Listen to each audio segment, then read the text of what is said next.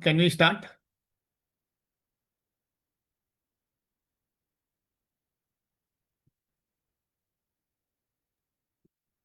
Yes, sir.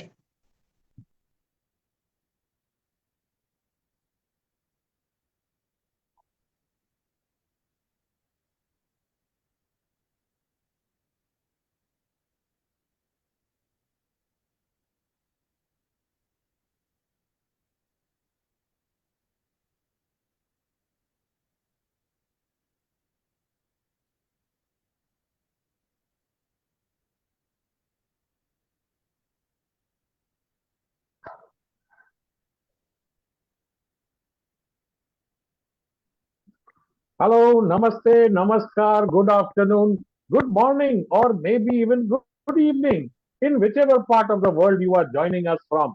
My name is Deepakar Khemani, and I am one of the co-founders of Bloom, along with my other co-founder Abhijit Sanjgiri and Payal Irani, who will be joining us in a short while. I welcome you all to this 288th 288th non-stop Sunday Bloom Talk Show. Over the past 287 episodes, we have been meeting people from all walks of life, people from different cities, people from different countries, and people from all the continents of the world. Yes, all the continents of the world have been represented on the Sunday Bloom Talk Show. And when I say all the continents, it includes Antarctica as well. Yes, we had our very own scientist who had been to Antarctica twice.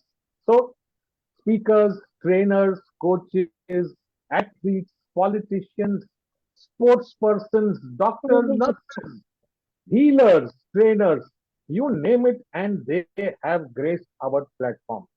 Everybody, in their own sweet way, in their own experience, has given us and our audience something to learn from their experiences.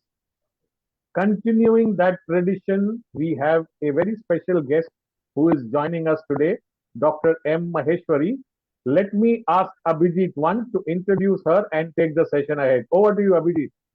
Fine. Thank you, doctor. So, one is as an introduction itself, I would like to ask you a question. Ki, why did you choose to be a doctor at that stage? So, Deepak is an engineer. I am a chartered accountant.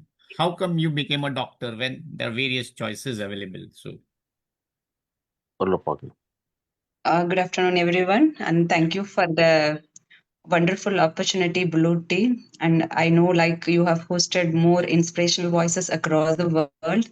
It is thank you. really a wonderful. Uh, is it my voice is audible? Yeah, perfectly audible. Yeah, thank you. Yeah, yes.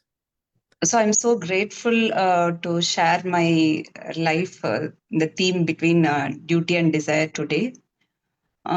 Interestingly, the question which you asked, why do you become a doctor? Honestly speaking, it was not my childhood dream becoming a doctor. I was born in a very remote village which is situated in Pollachi Taluka, Coimbatore district. The village name is Kollupalem, where the educational opportunities were very limited. I was born as a second girl child to my parents, where the society used to ask the question of how you are going to raise the daughters and marry them. This is the only question, not about the education. So in my remote village, I had an opportunity to study till 8th standard. When I was trying to explore further education, I got to know only one high school, which is 15 kilometers away from my remote village, where we can connect with very infrequent public transport. I decided to join. My parents also permitted. With a lot of difficulties, I joined 9th standard in the high school. And sir, you don't believe, like, my greatest achievement that time is just passing the exams in all subjects. Oh. So successfully, I passed out of 9th standard, entered into 10th standard. But somehow my teachers had a strong belief in me rather than I believed in myself.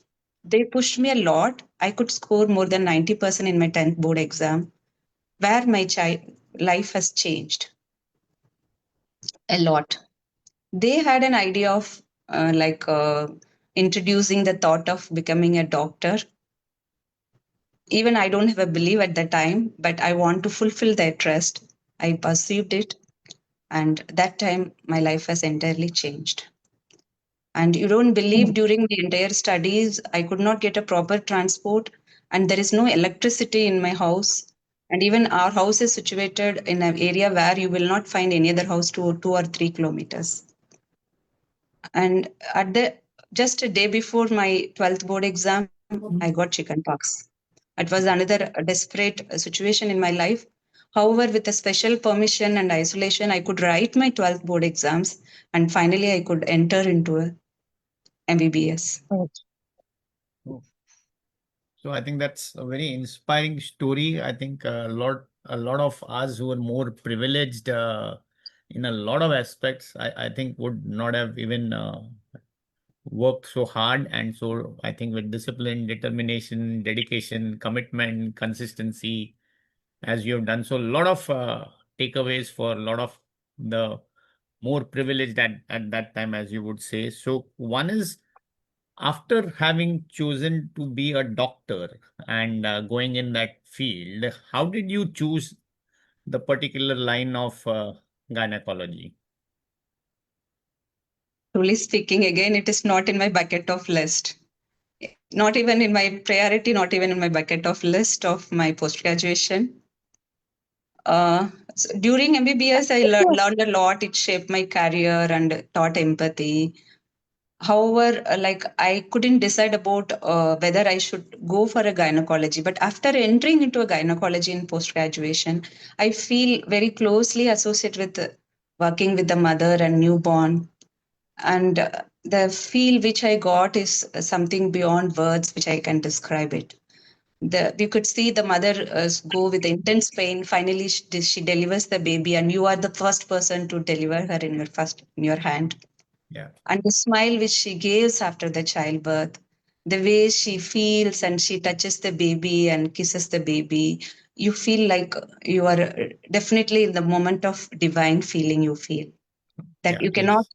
you cannot describe in words. So slowly I got emotionally attached with this profession, gynecology, and it really turns into a passion. I feel like I'm an important part of their life transition.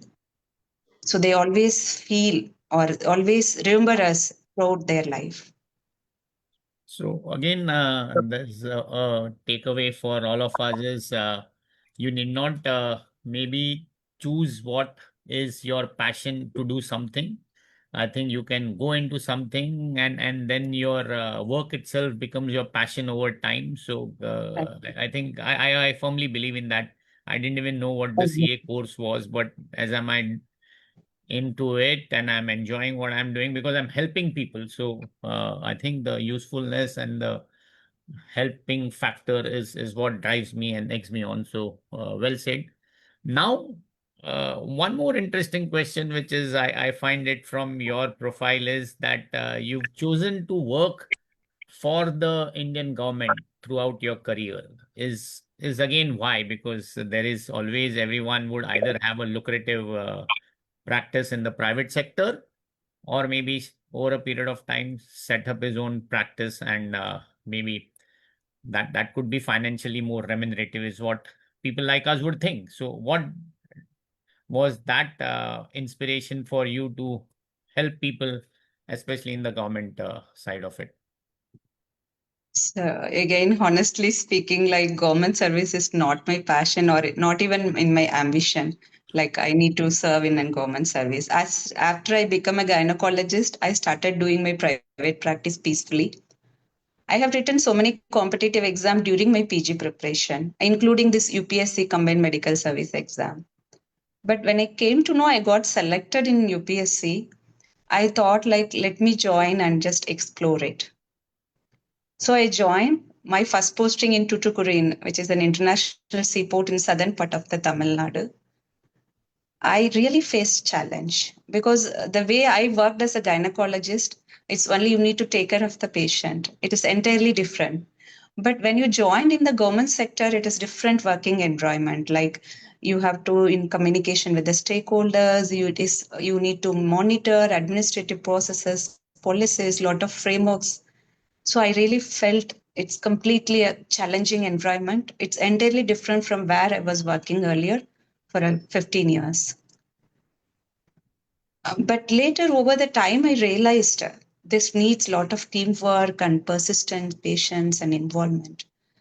And yes, there are a lot of doctors across the world, in the country, in the state, in the district. However, it is not an opportunity for each doctors to be serving in the point of entry, where we are showing our face to the other countries. Yes. So Yes. I just realized, yes, my role here is to prevent the entry and spread of diseases into our country, which we all recognized during our COVID pandemic.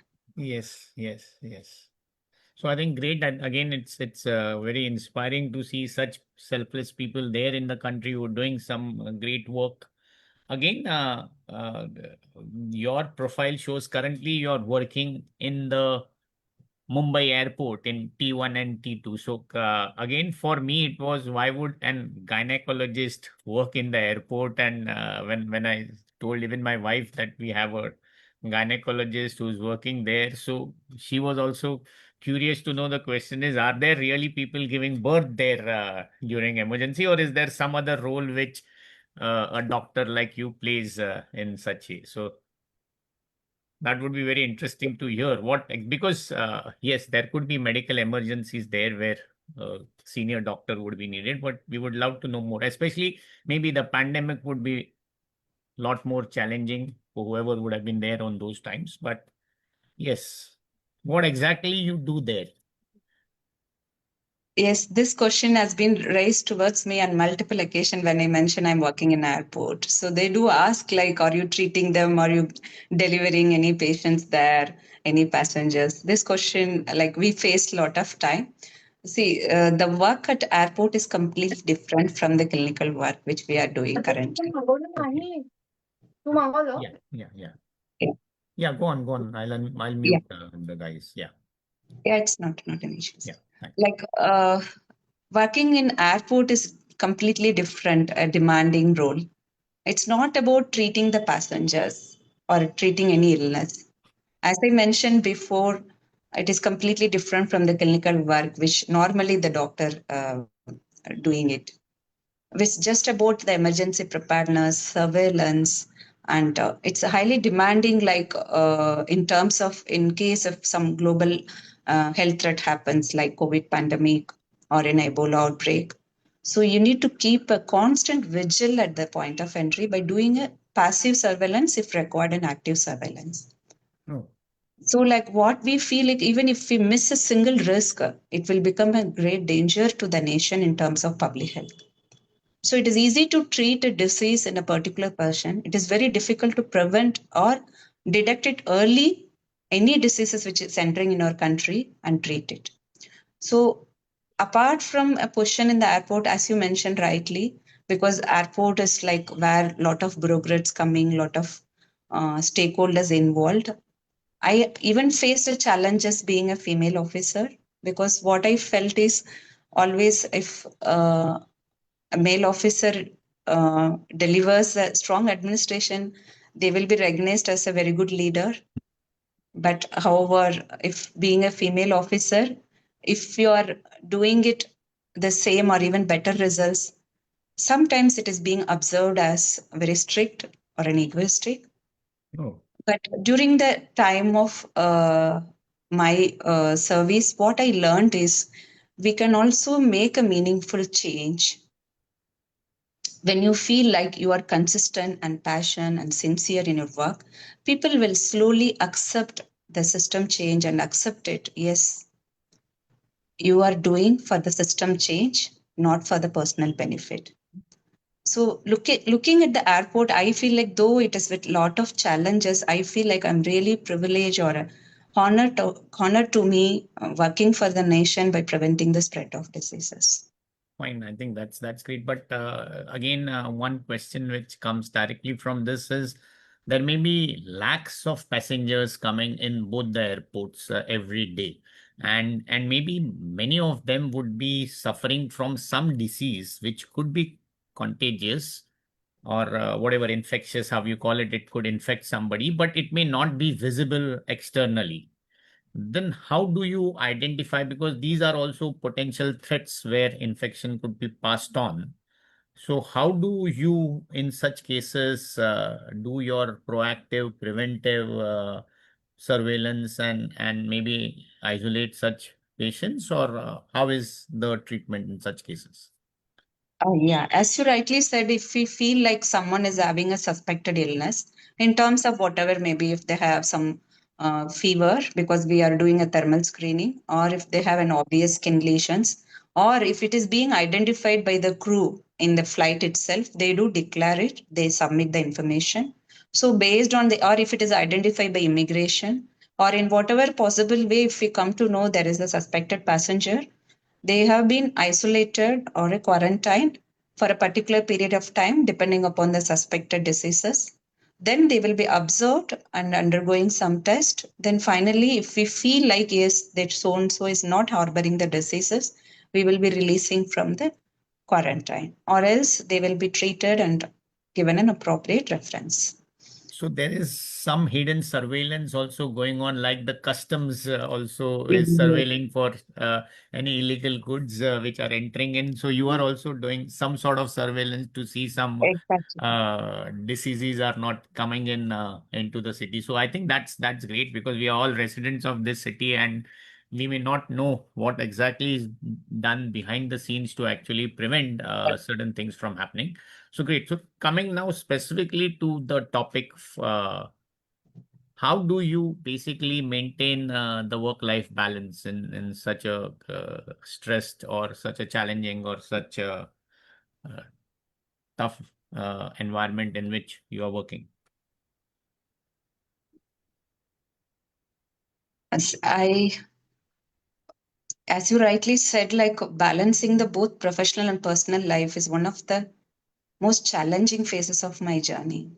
When I took over the responsibilities as a head of office, and mainly it includes administrative responsibilities, my professional goals demanded more time and energy because I'm working towards streamlining the system and improving the service delivery. At the same time, my children were deeply involved in their own aspirations. They are participating in sports at national level. Supporting them required active involvement, like managing their time schedules, diet, planning, constant encouragement alongside my demanding work responsibilities. I felt very difficult to balance between both the professional and personal life. And unfortunately, during that time, I faced health consequences. Like I had a lot of joint issues. I went into anemia due to gynae issues. Like I could not manage or balance both a professional and personal life. But that phase has taught me an important lesson. We often prioritize many tasks, everything except our own health. I realized that taking care of our health or taking care of myself was not selfish. That is very much required and necessary for maintaining a balance in the professional and personal life. Where I have changed myself and gradually I started improving my health and started organizing my time better way and encouraging my children become independent on few of their schedules. So with this lot of arrangements and teamwork at workplace, I could slowly make my balance regain at the earliest. But as of now, what I feel today, the balance is not about perfection. It is about adjustment, communication, accepting that different phases of life demand different priorities. So that come that challenges we can manage it and we can balance both personal and professional life. So I think the key takeaway for me was accept the reality and then face it. But maybe in this course you would have drawn some boundaries that certain things are completely non-negotiable. So where I believe maybe in my case also, or my wife's case, who's also a practicing professional, the duty comes first, but there are certain levels where family and responsibility to family comes first. So how do you actually draw the line between, as the right topic is, between duty and desire? It's really a difficult task, especially if it comes to a female. How to draw between duty and desire. Like, yes, you have to balance in both the way. So how I drawn a line, like later I faced a lot of challenges. I never said no to any work. Like I do accepted the work which is beyond my capabilities. Yes, I feel like saying no is something like a sin. So I keep taking more and more work. It was really overwhelming for me at a stage where it was completely spoiling my own health and disturbed entire my family also, personal life.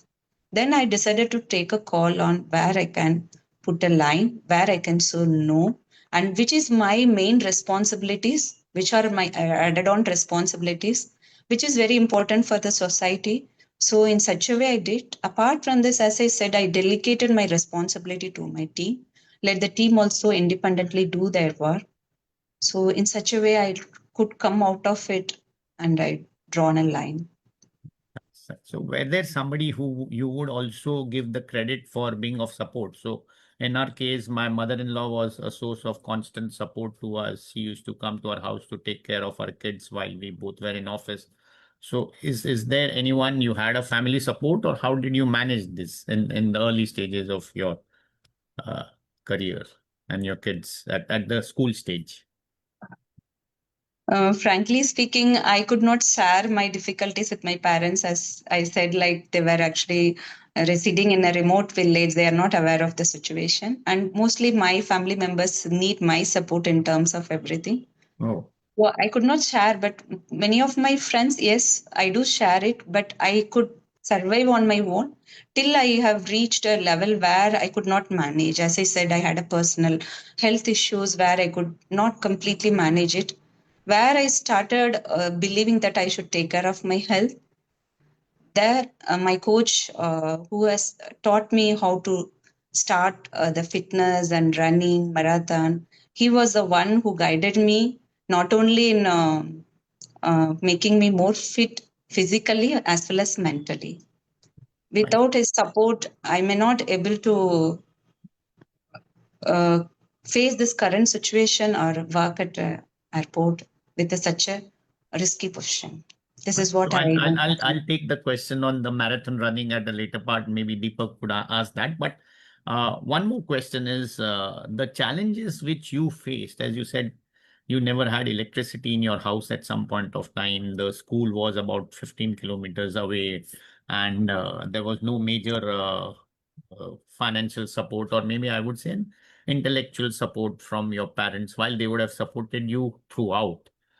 Now that you are in a position and your children would be enjoying a lot of privileges, so do you see any difference in the way their I would say their desire to excel, in your case the hard work is the current, because I don't see that in the new generation, especially in the current generation. They have a lot of things very easily going for them.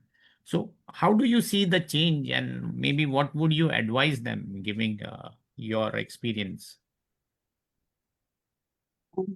Yes, like as you rightly said, like they don't like advice first. Yeah, They yes. don't want to listen to our stories or experiences. They feel like it's little boring or monotonous. However, like I feel like it's very simple. Find that what truly drives you and pursue it with sincerity and passion. Don't afraid of challenges and failures because every meaningful life has ups and downs. I always feel like we never forget our duties because you have only control about your duty, your effort, and commitment, not on the outcomes. because I strongly believe in the philosophy which is expressed in Bhagavad Gita. You have right to perform your duty, but not to the fruit of your actions. Yes, yes, So when perfect. we focus sincerely on our duty, the progress naturally follows. So, did this marathon running come to you as a fitness or maybe as a stress buster? Or now it's a fitness, but it also serves to relieve some stress? Exactly. As you said, it is for the purpose of fitness and it is a stress buster. As I said, like when I faced personal health issues, I slowly went into fitness. Then ultimately, it gives me a lot of strength in all aspects, both personal and family life. How has that changed you as a person? The stillness when you are running a mini marathon or a marathon all by itself, you're running for 1 hour, 1.5 hour. What are the thoughts which come in the mind? Is it at that time you are just completely switched off from your family or from your work, or what do you think about? Exactly speaking, that throughout the 2 hours or 3 hours, in case of off marathon, like you completely forget about everything. You focus only on your body. Like you just think about your heart rate, you think about your joint, you think about like how much time you should finish this 5 kilometer, 10 kilometer. Have you hydrated your body? Whether it's paining anywhere, whether it is giving some troubles. Could you achieve in the same pace which you did earlier, or you in an extra pace now? So at what time you could complete, so everything around your body and your own achievement, and you compete yourself. There is no, in the marathon, special thing which I like is you don't need to compete with anybody, you compete with yourself. It is a self competition. Like Yes. I achieved at 3 hours earlier, then let me try at 2 hour 50 minutes, let me try at 2 hour 40 minutes. That Okay. makes yourself more confident and gives lot of strength. Sure, sure. I believe we've close to about half an hour of our questions, and I can go on and on, but there is another co-host who's equally eager to ask you various questions. There are various people in the audiences, especially there are doctors, there are working mothers who would also like to ask you something. I think it was great listening to you, to your story, and maybe being in Bombay, we would really love to meet you someday, especially at the airport, because we also travel frequently. I don't know whether you sit at the airport or is there some other place where you're based on, but great. So Deepak, yeah. take- Abhijit, there are 27 people in the room. A few of them are first timers, and a lot of them are regulars and people who regularly attend. And what I will do is, I will allow them to start asking questions right now instead of keeping it off till the end. Uh, Whoever wants to ask Dr. Maheshwari a question, please raise your hand. I'll unmute you, and then you can go ahead and ask whatever question you want. Dipti has done a thumbs up. Dipti, you want to say or ask something?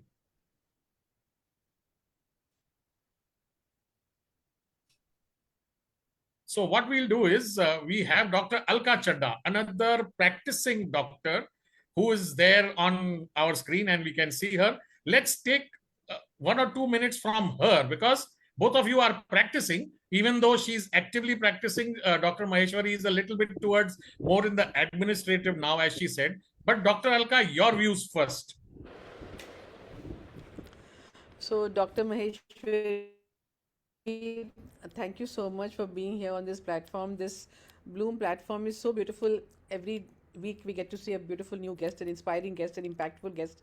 And today, like you're sitting there and sharing your life and sharing your story, it made me go back to my own life. I'm sure everybody else is also going back to their own lives and the challenges and the trauma and the pain that we have all seen in our life, and how you're standing here so victorious and so strong, and like, you give us inspiration to be a strong person like you. So it's nothing that I want to ask you, but I can just resonate with you that when somebody says to me that you're going here, you're going there, why are you doing this, why are you doing that, why don't you save some money? So I was telling them that हमने बहुत पापड़ बेले हैं. I don't know, Maheshwari, Dr. Maheshwari, we have worked very hard throughout our lives and we have gone through hell in our lives.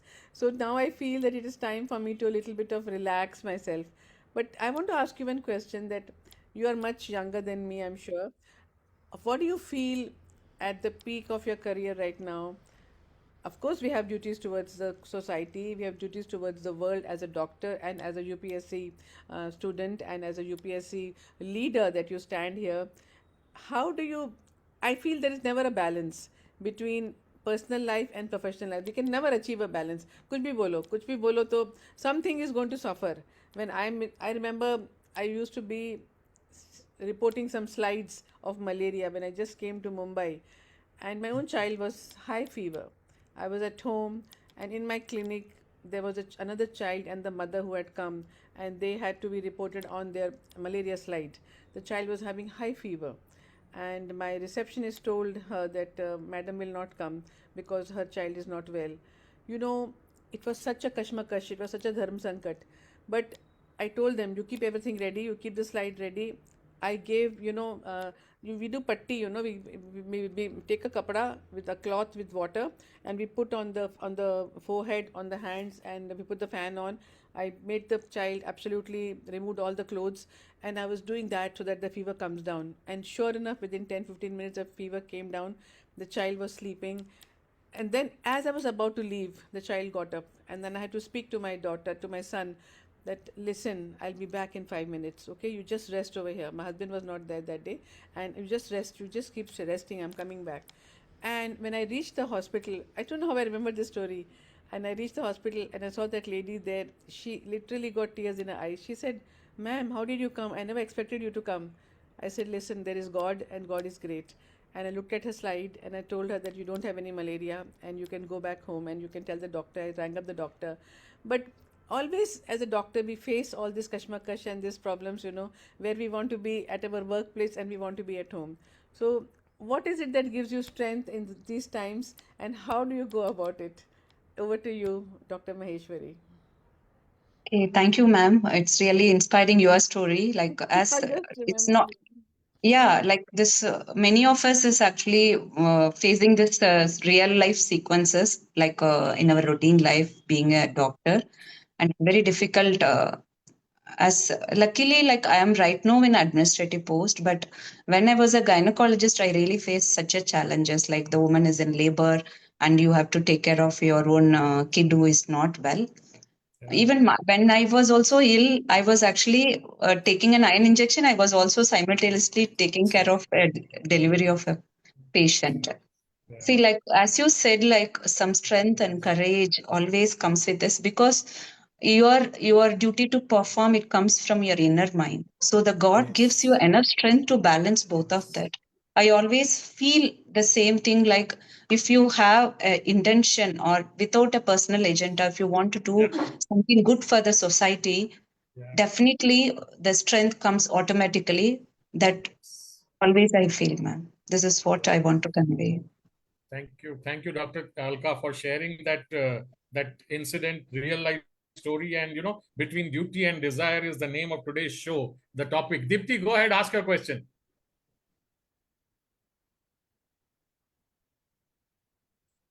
Uh, Thank you very much, Deepak sir, and a very, very good afternoon to everyone. Dr. Maheshwari, thank you so much for taking out the time to speak about such an intense and a very, very important topic, and that is about duty and desire. My very simple question to you, ma'am. I heard you say that you've had a battle with a lot of, things that have come out of the environment, especially being a woman and being targeted for the choices that you made in life. Ma'am, me being a professional too, but nothing close to your journey. It's extremely inspiring to be listening to you right now.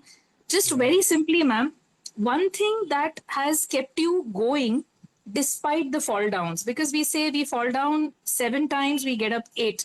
Just one motivating factor that has kept you going and that tells you, come what may, I'm not giving up so soon. Yes, thank you, Dr. Deepti. This is as I faced a real challenge, especially since I'm a female officer. I want to ensure like I should set an example to all the females. If I fail, I always remember, and I want to set an example for all the females who are working hard. And if I fail, definitely it will be disappointment for many female officers and as well as the staff. So I want to set an example. I want to lead an example. So it was really a struggling moment and painful moment. Even I could not sleep for months together, but I decided I shouldn't give up.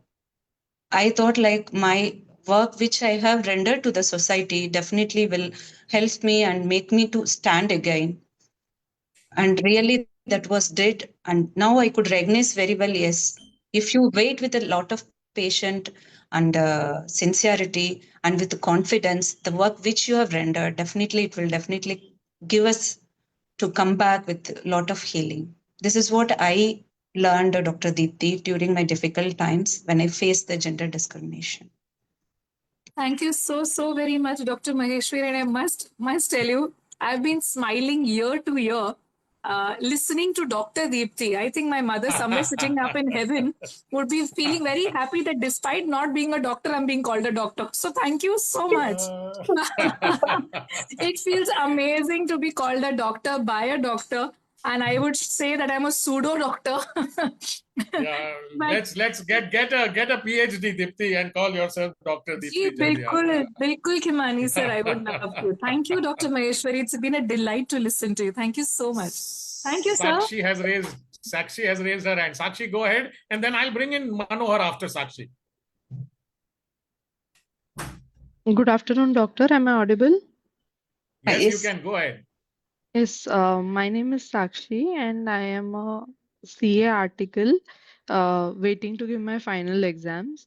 So, I have a younger brother who's a special child. He has autism. Many a times I've faced this difficulty that exams are near, and my brother also needs help. So, managing him with my parents, of course, with my parents' help, and managing the exams gives me anxiety at times. I always think about what career path I will take after I qualify as a CA, and how will that path be able to help children who are like my brother. So, could you please help me with that? How to decide on that? Okay, Sakshi, as you said, like you are already pursuing your CA, but I could understand like you are having a very hard time in your life. Somehow you, as you said, you are balancing both your studies as well as taking care of your brother. It's really a good thing which we could hear from you. See, after your exams are over, like when you become a CA, I could not say there is no direct opportunity to help childrens like your brother. However, yes, since you are going to help in a lot of aspect in the financial growth of many brokerages, you can just come up with some policies or some schools, because as you see in India especially, there is no much of schools which can offer education or a training to the special children. It's hardly, even in a metro city, you can just think of it like it is only, numbers are very few. So you can think about making some policy decision, having a more number of schools for the special children's, because I visited UK where they give lot of facilities for the special children, including free transport, free education. There is no burden for the parents. This is a reason few of my friends, they don't want to come back to India. So I feel like maybe you can contribute in such a way rather than you change your career, because you're already pursuing CA, because that itself it's a very tough professional, equivalent or more than our doctor profession. And during this difficult time, always remember, as I said, you are doing your duty. Definitely, it will come up with a better outcome, and you will become a better person in your life. Since you are facing a hard time during your early part of life, that will frame you and make you a very good person in later part of life. Definitely. All the best, Soxy. Thank you, ma'am. Great question, Sakshi. It is not easy to ask these personal questions, especially in an open forum like this. So wonderful. Thank you for asking that question. And thank you, Dr. Maheshwari, for that answer. Manohar is here. His video has been on since the very beginning. Manohar has also got a very similar journey as yours. He also started, from rural Maharashtra and then climbed up the ladder. And today he has reached a position all of us, I'm sure, can dream of, many of us. So, Manohar, your views. First of all, thank you so much, Dr. Maheshwari. When I met Dr. Maheshwari, it was hardly 15 to 20-minute discussion and some official discussion. So during this discussion, let me tell you, ladies and gentlemen, what I understood that she has an inspiring story. The way she was talking to me, I could feel that. And it was natural. So hence I requested, Payal and Abhijit sir, this is what, she has story and let me request her. And the moment I gave a call, she said, yes, Manor, I will definitely do that for you. That's not an issue. So thankful, for your time, Dr. Maheshwari. One question I would like to ask, what legacy do you hope to leave behind through your work? Though you talk about your passion, you talk about your struggle, you talk about, what you do. But this is what I would like to personally understand from your viewpoint. Thank you, Manoharji, linking me with the Bloom team. I really never thought like I'll have an opportunity to share my experience. As you said, it may not be inspirational, but it's really uh, honor and grateful to just talk in front of such a honest audience. And thank you for having a trust in me. As you said, I always talk with my team. I used to say, like, even if you leave away from a place, the work which you carried should speak about you. Yes. The work should remember you. So the system, what you are creating, should never die. You may not be there in that position or in the place every time or any time or throughout your lifetime. But definitely the work which you have rendered definitely will speak throughout the life. And it should give a message to all the person who are working and who will be working later also. So they will also contribute to the society. Yes. Superb. Great. Thank you so much. It's so inspiring. Thank you, Manohar. Yes, Thank and you, sir. what, Manohar, we have known Manohar for just a couple of months. And in those couple of months, not only has he brought himself as a guest on the Sunday Bloom Talk Show just a few months ago, he has introduced us to two very, very important people, including Dr. Maheshwari, who is our guest today. So thank you, Manohar, for whatever you are doing for the Bloom team. Thank you so much. Most welcome, sir. Most welcome. Thank you. Thank you. Thank you. Thank you. Manohar, if you are not yet following him on LinkedIn, just see he keeps on getting awards and rewards and the kind of inspiration and motivation he gives to the people he is involved with in his hospitality industry. He's really, really shining right up there. And anyone you know in this audience is not following Manohar, go and follow him on LinkedIn immediately. Thank you. Thank you so much for your kind words, sir. Thank you. Thank you. So today's topic has got a D, which is duty. It has got another D, which is called desire. There is one more D, which is destiny. How do you bring in destiny into this duty and desire? First of all, Dr. Maheshwari, do you feel or do you agree that there is something called destiny?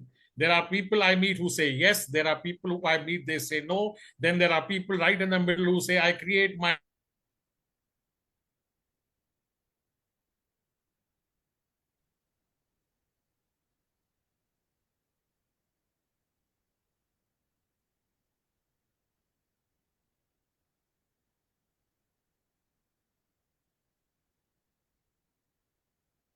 I think I lost my connection.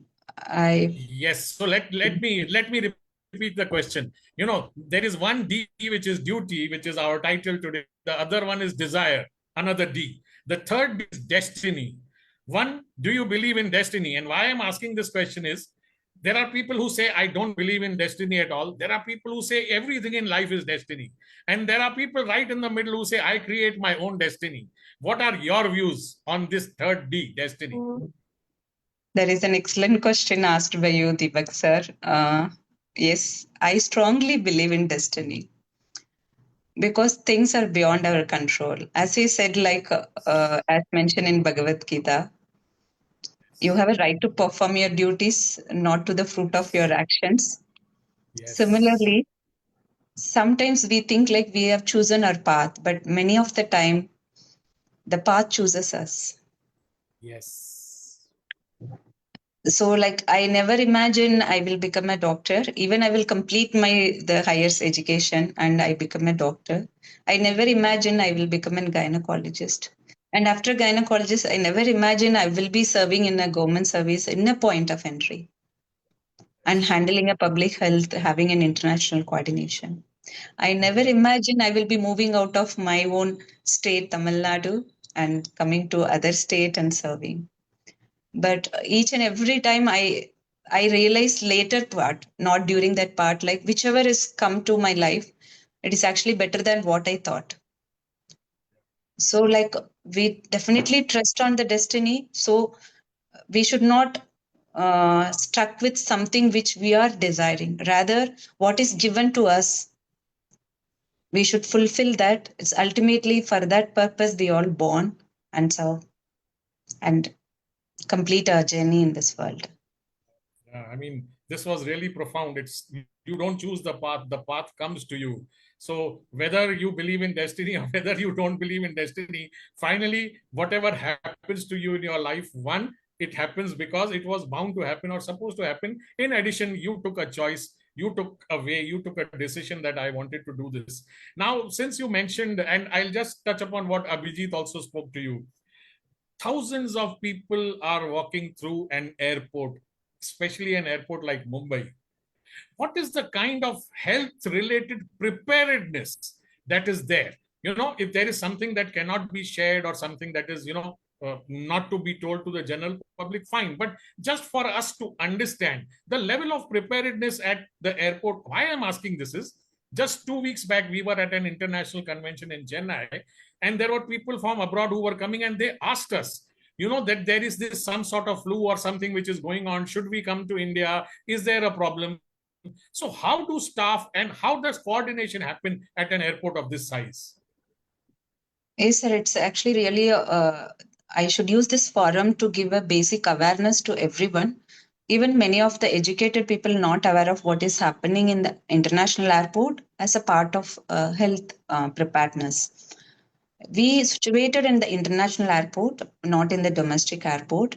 As I said to Dr. Alka ma'am, how we do this screening and preparedness part.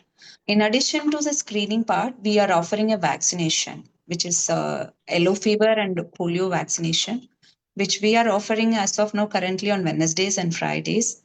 This vaccination is given at a very subsidized rate compared to the private sector. Ideally, it is not allowed to be vaccinated in the private sector at the rate of 300 rupees, but this is valid for lifetime, which is not required for traveling to all the countries across the world, only a specific countries which is listed in a WHO website. It's 42 countries.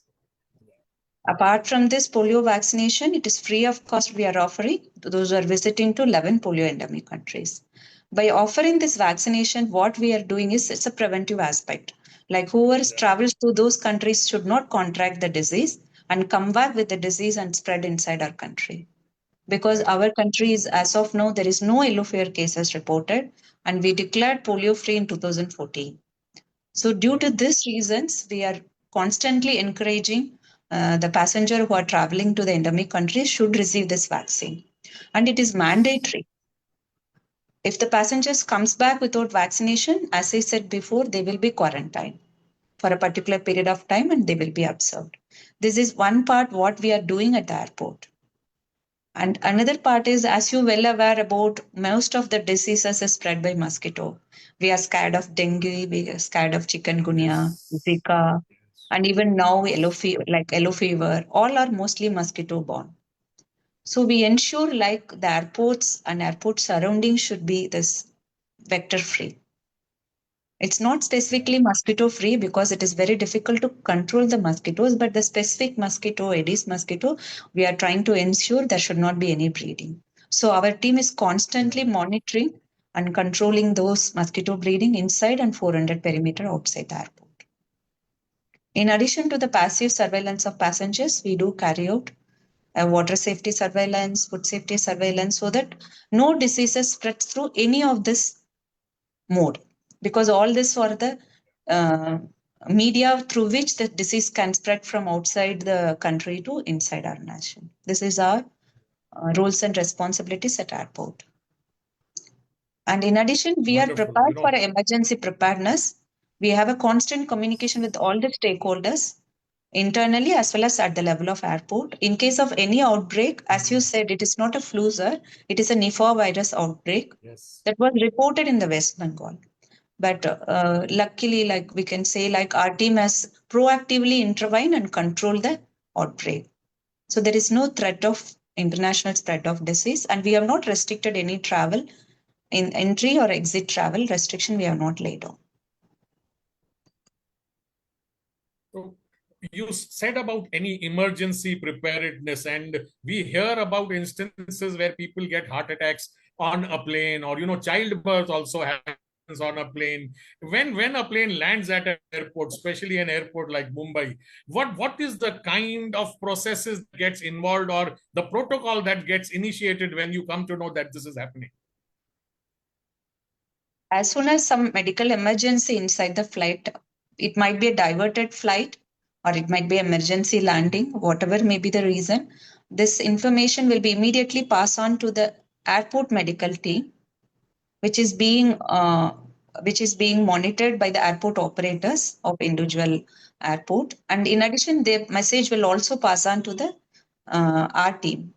So our team will take a call if the disease is of communicable nature, like it may spread into a country.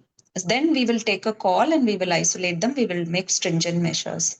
If it is only a real medical emergency, as you mentioned, it is a heart attack or a delivery or whatever may be. In that case, the medical team will take over the position and they will do the necessary arrangements. So when you say there is a medical team, there are actual doctors sitting at the airport ready for emergencies, or they will take you to some nearby hospital? The immediate first aid measures will be given at the airport, like a basic life support. And as they feel the patient needs a further support, they will immediately shift it to the nearby hospital. Why I ask this question is because I actually went through something like this. We were traveling in the US. This was an overnight flight and there wasn't enough place, and I slept like this, and one of these nerves, they got compressed, and by the time you got up in the morning, half the hand was numb. So after coming out of the aircraft, I told them, you know what, I want to see a doctor and I'm not feeling too well and my hand is feeling a little numb. They said, we don't have doctors at the airport. I was surprised. How can you not have a doctor at the airport? They said, no. They immediately put me into an ambulance and they took me away into the city with a hospital. Typically, as you see in those, American TV serials where you are actually in an ambulance and a person is sitting on you and an oxygen cylinder right on your mouth. It was only something which I wasn't feeling unwell, but they immediately transported me to a hospital. So I thought, I am actually living through those, what you see on the serials when you are watching these American programs and all that. So I actually went through all that. Thank you for sharing that. I see. Yeah, yes, you have a medical unit. Yes. Yeah. I see Lakshman Kalas is on with his video ever since we started. Kalasji, do you have any question or any comment to make? Please unmute yourself. No, please unmute. We can't hear you.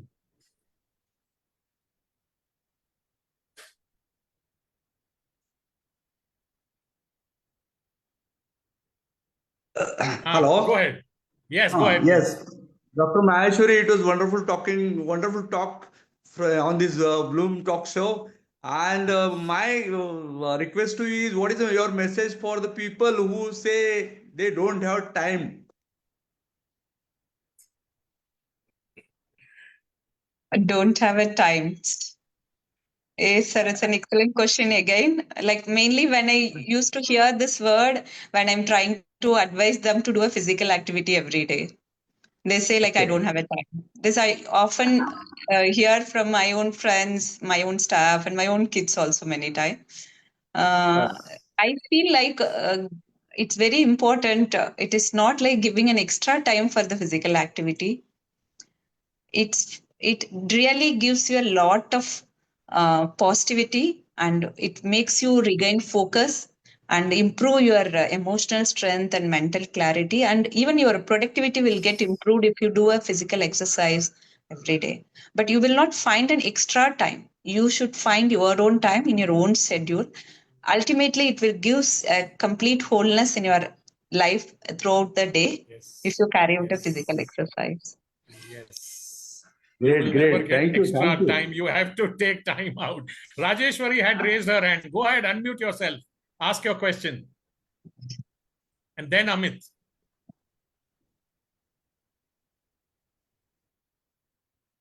Good afternoon, ma'am. Can I audible?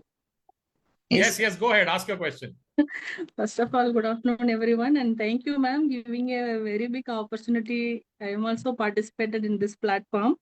Just before sir saying that I don't have a time means tell some education for the people. I am the witnessed person. So many times asking the ma'am, I don't have a time to do anything. What can I do, ma'am? Like that, I'm asking when I'm working in the staff nurse under the madam as a PHO and portal organization in Chennai. That time, so many times asking the same question, madam, I don't have a time. But today is a Sunday. I'm a staff nurse, family oriented woman. Early morning, I wake up. My main concept is what I am going to cook today, whether it's Yes. biryani or chapati like that. But the spirit is, the motivation is, all the things I kept it aside. The sitting in the before you and asking the question and listening your all aspect motivational speech. So this is the Yes. very big motivation, very big spirit of madam. I want to share the Yes. one thing. She is a very good motivated person. Again, I'm saying I am a witnessed person to saying this in this time. Madam, very thank you, madam. And the set of a goal is very easy to everyone, but is the consistency is very big hard to do the things. I ask you one thing: Yes. how we are staying the continuous consistency of to achieve our goal and desire, ma'am. Thank you, Rajeshwari. Thank you for joining and expressing. I know you have a lot to express, and as I said, it's I think this was asked the question asked by Sakshi, the same question, like it's not like something you need a separate motivation. It should Yeah. come from your inner mind. What you are, Yes. sometimes I feel like why I'm doing this. Even I used to ask this question myself: why I'm so Yes. mad about the work, why I'm so mad about the duty, why I'm so mad about the personal life. And every time Yes. I sometimes feel like, am I nagging my family members, am I nagging my team? I used to ask this question to myself, but I feel like if I go Yes. back or sit back, then I cannot achieve, I cannot give us example or a role model to the world or a society. So this is the Yes. drive which I always have. I should give some example or a certain example for the purpose which I born here, and I want to ensure my journey will be completed if I leave with some examples, and if I plan something before I leave from this Yeah. life. This is what I always feel that drives me to give a consistent effort to reach this goal. You will Yes, also ma'am. definitely do. You are passionate about your profession, I know, Rajeshwari. You will also reach this goal, and you will become a motivator for many of your own friends and your own students. Yes. Yes. Yes, ma'am. Yes, ma'am. Yes. Thank you, ma'am. Wonderful. Thank you, ma'am. Wonderful question from Rajeshwari. Great answer from Dr. Maheshwari. And you know that thing we mentioned, that when I get up in the morning, should I make chapati or should I make biryani? Every day my wife will ask me 3 times. Aaj breakfast ke liye kya? Lunch mein kya banao? Dinner mein what will you eat? So that happens every day, 3 times a day. All of us go through that. Thank you for sharing that. Where is Amit? Amit has raised his hand. Amit, Go ahead, ask your question. नहीं नहीं, question नहीं है, लेकिन याद आया बोलिए। Time के बारे में बात निकली तो अनिल कपूर के Yes. पिक्चर का एक डायलॉग है, टाइम होता नहीं है, निकालना पड़ता है. निकालना पड़ता है. तेजाब. Anil Kapoor Yes. from Tezab, when he was asked in that movie, time कहाँ है, बोलता टाइम मिलता नहीं है, होता नहीं है, निकालना पड़ता है. That is what Correct. Dr. Maheshwari also said. There is no time. Yes. All of us have been given 24 hours every day. Nobody gets even 1 second extra. You need to plan, you need to strategize, you need to take time out from your schedule so that you can work on your goals, your desires. As they say before we end, and as Dr. Maheshwari also said, as it is written in the Gita, कर्म किए जा फल की इच्छा मत करे इंसान, जैसे कर्म करेगा वैसे फल देगा भगवान, ये है गीता का ज्ञान. That's what the Gita also tells us. You keep on doing what you are supposed to do, whatever is your duty, automatically your desires will get fulfilled. What a wonderful session we have had. Sunday afternoon, 1 hour in the afternoon, speaking with Dr. Maheshwari, and we have a full house. All the people who joined in have stayed till the end. Thank you, everybody, for joining in. Where's Payal? Payal? Yes, namaste. I'm here only. Yes, Thank you. you want to Deepak do sir. a quick fire round, Payal? No, I'll take it offline with Dr. Maheshwari. We are Oh, not. you We are will short of directly reach time. out with Dr. Yes. Maheshwari. Okay, yes, So, yes, yes. deep Manohar and has profound. unmuted himself. Yeah, Yes, yes. deep and Yeah, profound gratitude, Dr. Maheshwari, for gracing the Bloom platform. Thank you, Manohar, for every time getting us beautiful souls on the Bloom platform. Thank you, dear audiences, for removing your valuable time and being there. And Dr. Maheshwari, I'll get in touch with you soon. Thank you, Payal. Thank you Thank you, so much. Payal. Thank you. Thank you, everyone. Thank you, everybody, for joining on this afternoon. Next Sunday will be show number 289. Do join us with another guest who will help us change our lives from their life experiences. Let's meet them 12:30 p.m. next Sunday afternoon. Till then, God bless us all. Thank you. Thank you. Thank you, sir. Thank you.